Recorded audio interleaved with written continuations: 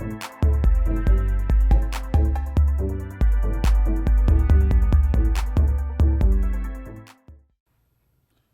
Welcome back to the Voices of Reason show. I'm your host, Skilo Slim, and today we got a very special guest in the building, a return guest, you know what I'm saying, a mover and a shaker. It's so much stuff I don't even know exactly what be what. Jet setting, international man of mystery. Yeah. So I'm gonna slide it around so you can introduce yourself. What's up, y'all? What's up? I'm excited to be here. Nothing. I'm sitting still for a minute. Yeah. For a second. But I'm glad to be back. Yeah, it's good to have you back. Yeah. There's been so much happening. It has. Has it been like, it's been like 2 years maybe since I've been on the show? Like almost 2 years. Like 2 years. So yeah, a lot has happened in 2 years. So my name is Dominique Morgan. Okay. I am the executive director of an organization called Black and Pink. So we are the largest prison abolitionist organization in the United States, specifically focusing on LGBTQ plus people, but I'm a firm believer in liberation for all or liberation for none. Right. So really looking at how we can make sure that all of our folks are being pulled out of these institutions, and the impact and the desecration of our communities by mass incarceration is lessened as much as I can in my lifetime through this work. Right. That's my day job. That's how the deposits go in Metro Credit Union. You know what I'm talking about, the scheduled deposits. When I'm not doing that, I'm a musician, and even using my music to discuss incarceration and my experience in incarceration, and an advocate, and I just try to be an amplifier. I've realized over my life that people listen to me, or people are drawn to me, and it's not something that I'm not aware of. But once it clicked, I was like, well, how, if someone's looking at me or someone wants to hear me, how can I make sure that I'm pushing the message or conversations for folks who aren't looked at, and for folks who aren't heard, communities like ours that aren't heard at the table. So that's 9 times out of 10, if you see me moving, you see me talking, it's coming from those buckets. Right. And that's dope too, because like you said, them underserved communities, to have somebody magnetic, and that's how I see you, like you're real magnetic. Like you said, like you'll say something, and I'll see it, and I'll be like, okay, well that's not really that big a deal. And then like, yeah, that's real shit, boo. And then it'll be like, everybody will be talking, it'll be a thing, and I'm like, how did you do that? And it's like that magnetic force. So is that like your main role with Black and Pink, is to organize everything? My main role is to run the entire organization. And I'm an executive director that never planned to be an executive director. I was in, y'all know my story. I was incarcerated from the age of 18 to 27, and during my incarceration, I was able to obtain an associate's degree in culinary management. And honestly, the zenith of my goals were, maybe getting a job in a kitchen, running a restaurant somewhere, making, 30 or 40,000 a year, getting a stable vehicle, maybe going on a vacation in my lifetime. Like, it was very minimal, but it's what drove me in the very beginning. And then my mother passed away about 6 months after I got out, and I had my 12-year-old sister who was with me, and I was just like, what I'm doing is sustaining me, but now I got another mouth to feed. And also this young person who's looking at me very closely in like, who can I be? What can I do? And I was like, well, what makes me happy? And I started just volunteering for organizations, joining boards. I'm talking about doing, when you go to an event and somebody's taking the name at the table, like I was that person, but I was excited to be there. Right. Got my undergrad in public health. I started at Charles Drew. I graduated at the end of May. I started at Charles Drew July 1st of 2016. So people don't understand, this hasn't been a long, like the professional part of my work where, and I use those quotes because folks try to frame what it means to be a professional based on degrees and so on and so forth. I don't adhere to that when it comes to how I do my work and how I hire my staff, but I also recognize the rules of engagement, and I wanted to win the game. Now that I'm winning the game, I'm trying to change the rules so those who come after me don't have to go through that. Started at the Drew, and I was like, I'm gonna be at Charles Drew until they don't have to pry my nails from this desk. Because I loved it. I was working in North Omaha, in the heart of North Omaha. I was servicing my people. I was servicing our Black children. I was doing things that I just made me get up in the morning and say, let me go in and get it. Right. And I happened to join the board of Black and Pink as the president of the board. And initially, when there was a transition, the founder had been there 13 years. There was a person that was hired and it just didn't work out. And a part of my role as president was that I needed to be the interim national director, which scared the crap out of me. I didn't like planes. I did not like, I'm Nebraska born, I'm Omaha born and bred. This is my city. Right. You know what I'm saying? Like, y'all know on a spring morning you get up in Omaha and this our air smell a certain way. It don't smell like that all the way. It's just a little something we got, right? And so I'm like, I love my city. And I said, I'll do this for a little bit of time, but Black and Pink's, our foundational values are hiring and elevating formerly incarcerated folks, specifically folks of color. And when I went into the organization, mind you, I am not the most systems analyst type person, right? But even with my very creative mindset, I was like, this isn't healthy enough to hand off to somebody else. I couldn't do that in good taste and say, if there's a Black woman or a trans woman of color, any one person who's been system impacted, I could not feel comfortable handing them that and knowing they most likely would not be successful based on what they were carrying. Right. And so I said, well, that means that I need to step up. I had asked them two things, that I could move the national office to Omaha, and that they would give me a raise because I was like, yo, this is a lot of work. And they did, and so that was January of 2018. I stayed at Charles Drew until November of last year. I was working 2 full-time jobs. Wow. Like, I didn't know that. Yeah, I was on planes all the time, and I would come back the last week of the month, do all my reporting for Charles Drew, because I just, loyalty is huge for me. And Charles Drew gave me an opportunity when no one else did in that type of space. Right. It's something great when you can advocate and when you can do things you're passionate about. But it hit different when you can also do that, not only pay your bills, but break this generational poverty issue that we as Black folks from North Omaha specifically experience. So I was like, I love this space. I loved Kenny and Ann and everybody there. But it hit a moment when I was like, yo, I need to just focus on Black and Pink full time. And so that's what I do. I run the org, I hire the staff, I vision new programming, I represent us across the country at different events, different opportunities. And I feel like I'm a curator. You've ever been to a museum, right? Yeah.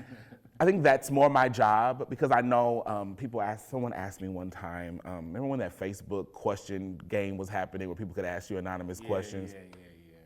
And somebody asked me, Dominique, how are you do what you do? And the first thing I do every day is I figure out what do I know completely and absolutely, and what do I not know? Right. And then who are the people who know what I don't know that are dope? And I've been able to curate a staff, a network of folks who offset my weaknesses, because I'm not, you can't be everything. Right, that's not possible. And you shouldn't try. Right. So I'm a curator. That's my job at Black and Pink, and we've been able to do some beautiful things, and I say this in all full humbleness, the next 12 months, we're about to turn this system, what people think this system can look like, on its head. Yeah, that's dope. Yeah. That's real dope. Because, I was wondering that, like, what exactly do y'all do? Because I came to a thing when you was doing the, like, you just send a message to somebody, and, I didn't really know what to say. Yeah.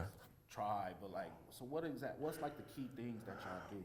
So the event you came to was one of our card writing events, and it's dope that you say that, because the honest truth is, keep your head up is enough.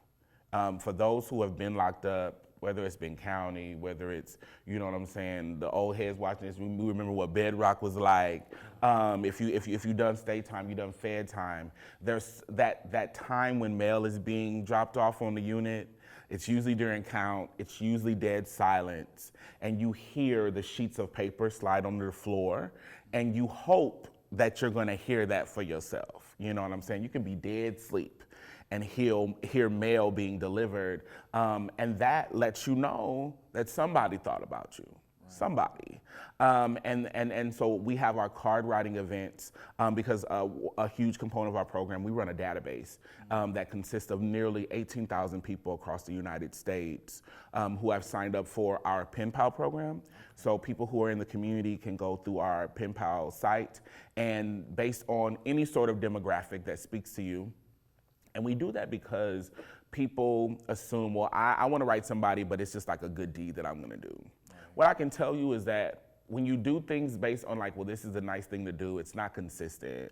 Right. It doesn't speak to really you wanting to build a relationship with that person. We build friendships based on things that are in common that excite us about each other, whether it's, being honest, our race or our geographic location, these simple things. So to let someone go in and say, well, I really want to write someone who's 20 years old, who's a female, who may have been, has navigated domestic violence or unhealthy relationships, because I can bond and we can have conversations about that. You can go in, find out, I want to talk to somebody whose favorite color is purple. You can go in and dig through that. So we have our Pen Pal program. Most folks don't get a pen pal because of the amount of folks who are incarcerated who need pen pals. So the card writing events allow us on a one-time situation for at least someone to get something. So that letter you wrote went to someone who has no pen pal. Lord knows the last time they got a piece of mail, right? So we do the card writing parties that are usually based around holidays, big events, things of that nature. We have our newsletter, which is, I call it kind of our Harriet Tubman piece of our work. When I think of, I remember I did an application for something and folks asked me the people that I wanted to be like. And it was Ernie Chambers, Brenda Council, and Harriet Tubman, and of course my mom and daddy. But this idea that you get to the other side and you can choose to just sit there and be cool, right? And I had reached that point. Like, I was not out about being incarcerated. I didn't come out about that. And it's, the anniversary of the murder of Mike Brown was day before yesterday, I believe. And that's really when it hit me in my advocacy that I wasn't talking about race. I wasn't addressing, my nephews could be that kid that was laying out in the sun and nobody was protecting. And so to look at, like, I need to go back and get my people in the way I can.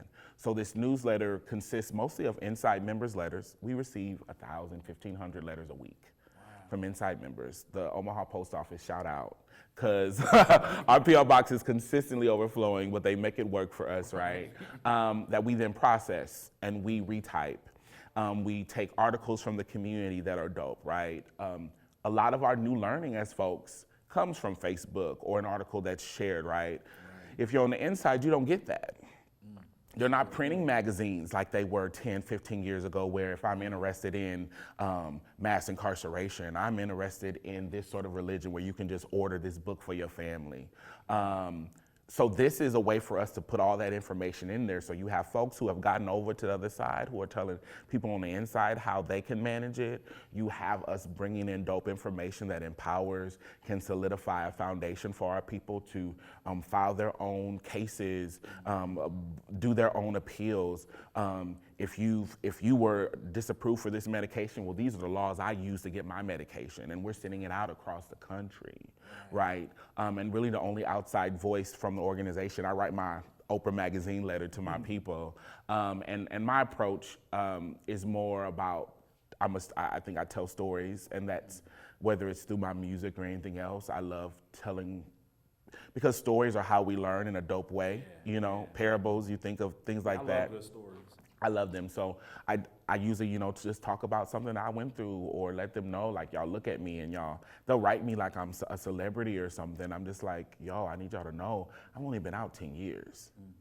You know what I'm saying? Like, I know what it's like to crush down the soup, to get some Cheetos, to hope they serving chicken on the bone in the kitchen and make you a spread. Like, I understand that. Like, that taste still hit my mouth, right? So we have the newsletter.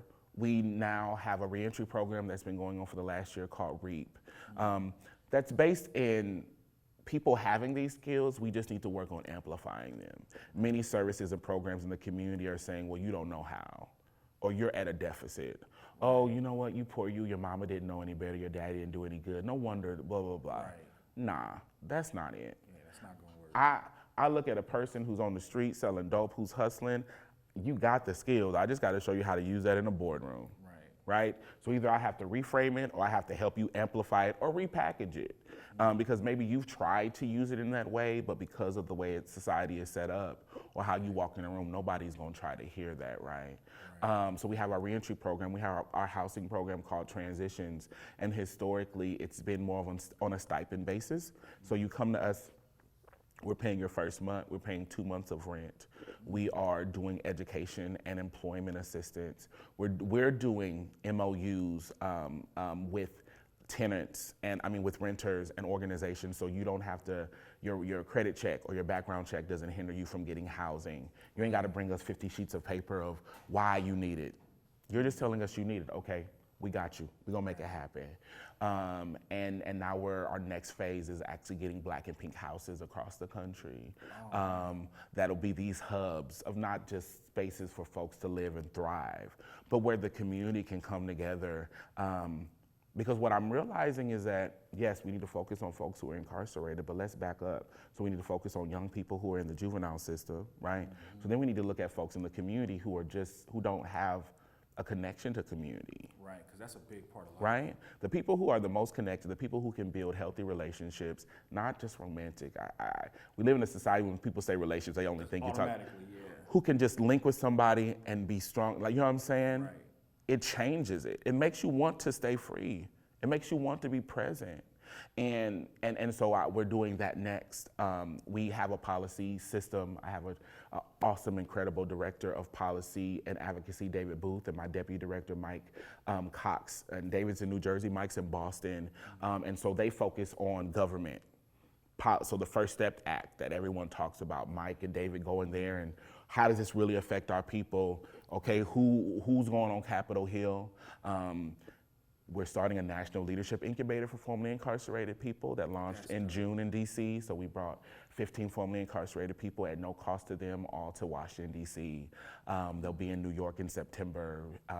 So we have this entire working group that's a coalition of organizations across the United States that are looking at how these systems affects our people. And so yeah, it goes from we're an abolitionist organization, and for those who don't know what the term abolition means or what the spirit of abolitionist movements are, because I noticed when I first moved to Omaha and moved Black and Pink to Omaha and talked about it, folks are like, well, what do you mean you don't want any prisons and jails and you don't want police and such and such and such? They go to the extreme. Right, they're just like, well, what are we gonna do if we get robbed? I'm like, well, what do you do if you get robbed now? Yeah. Because I done been robbed a couple of times and I done called the police before I understood what the system was doing, right? I came out of the system still believing the system worked, right? They ain't never called me and said, well, we found your computer. Now, they'll find somebody and lock them up and still not tell me who that is, right?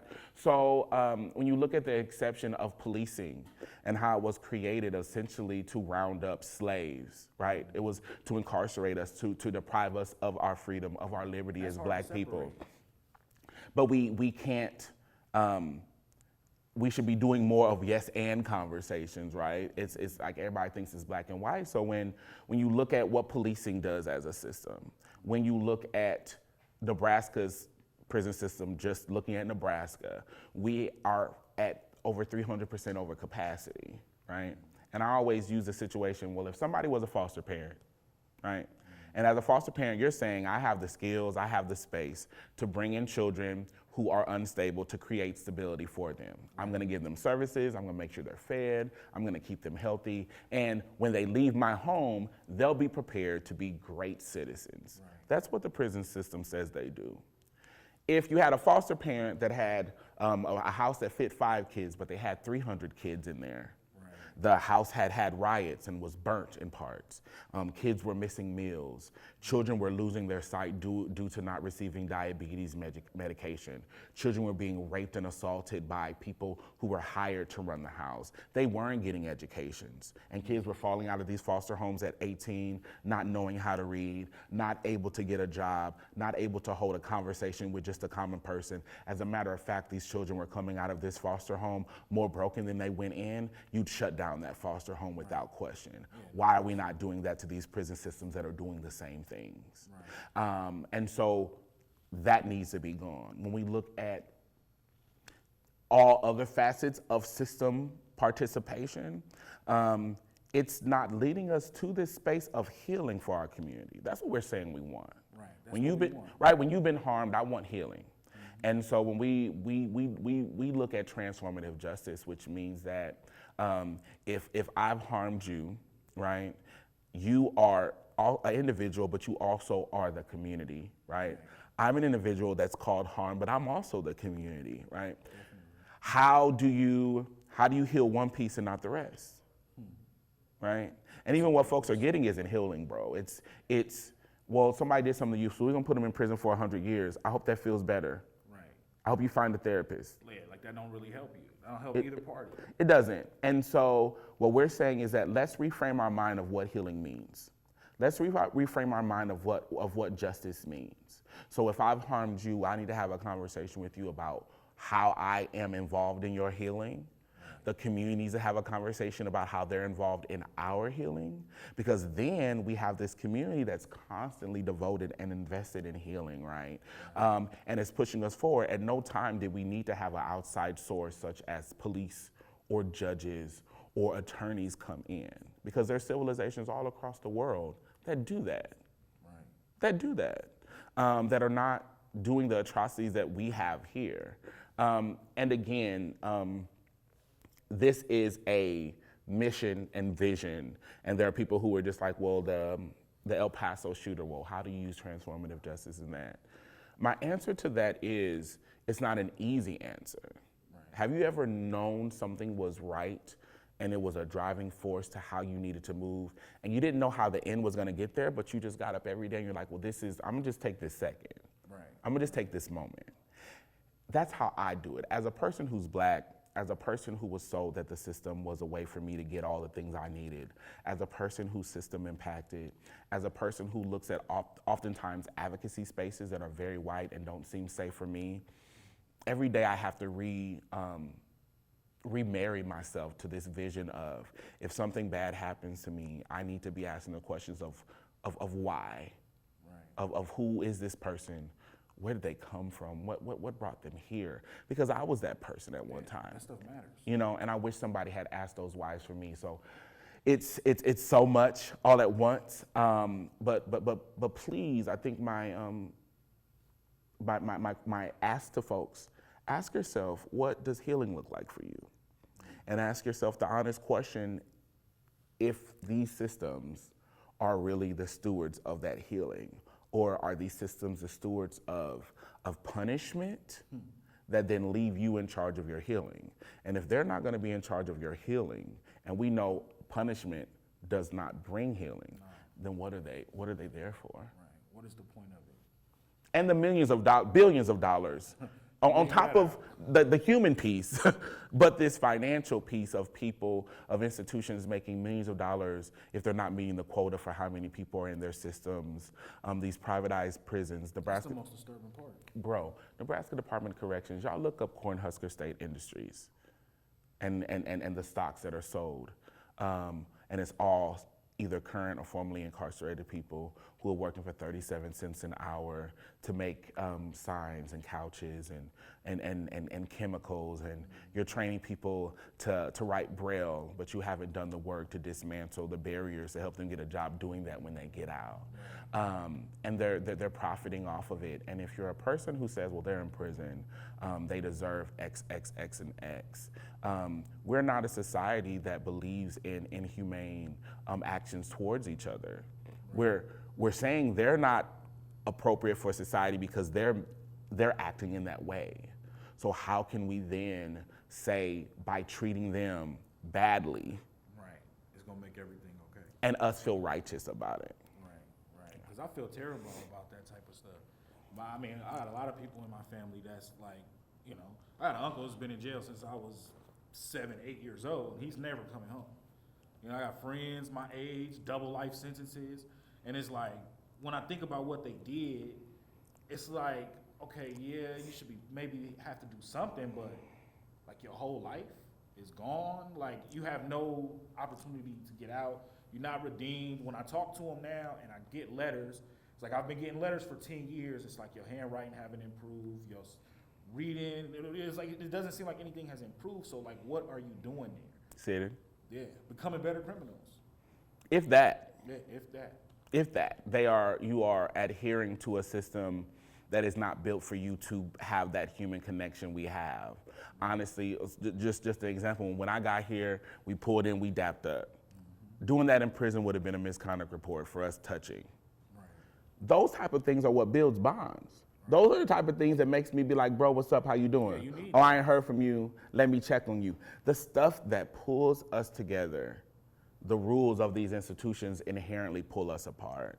So not only are we keeping our folks there, we act and pretend like we're surprised when they come out and they don't know how to come back to us, even who they were before, and definitely not better than they were before.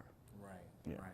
See, the time goes so fast when you hear, I learned so much that I think I'm getting the 2-minute warning. Oh my goodness. Right. So if you want to let people know how they can get in touch or, anything, that this is the part where you get to. Yeah. So you can go to our website, www.blackandpink.org, and there's a great data assessment that we did of currently incarcerated people. Mind you, for folks who go there who may feel kind of taken aback by LGBTQ plus conversations, I just want to warn y'all, we are an organization that do support those identities, and also none of us are singular people. So if you are pro-Black, you have to be pro-Black everyone. So your brothers and sisters are inside suffering. And so go to blackandpink.org. Me personally, you can follow me on all social media like Twitter, Instagram, it's DM56892. My personal website is dominiquemorgan.com. I speak all over. I have some great stuff coming up. My TED Talk around resilience is online, and I really want folks to dig into that because I'm excited to start some sessions in 2020 when my book comes out that's gonna dig into how Black folks are forced to be resilient but celebrated for it, but the trauma that forced us to be resilient is never affirmed or talked about. So that's what will be next. And just stay aware. Right. We're going into a time where don't just click and share the Facebook article, go read it. Read it first. Ask questions, ask the why. If you see something that doesn't seem right, ask why 5 times. Right.